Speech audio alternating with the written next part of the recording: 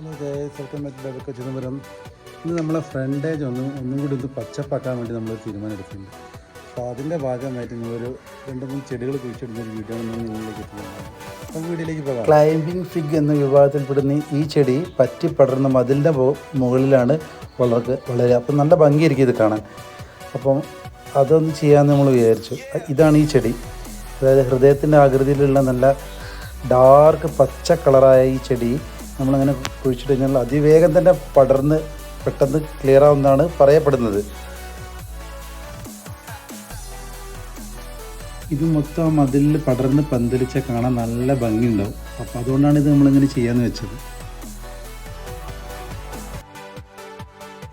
ഇത് പല സ്ഥലത്തും പല പേരിലാണ് പറയുന്നത്. അപ്പോൾ പല സ്ഥലത്ത് പല പേര് പറയുന്നതുകൊണ്ട് തന്നെ നിങ്ങൾ കമൻറ്റ് ബോക്സിൽ ഒന്ന് കമൻറ്റ് ചെയ്തേക്കണം ഏതൊക്കെ പേരാണെന്നുള്ളത്.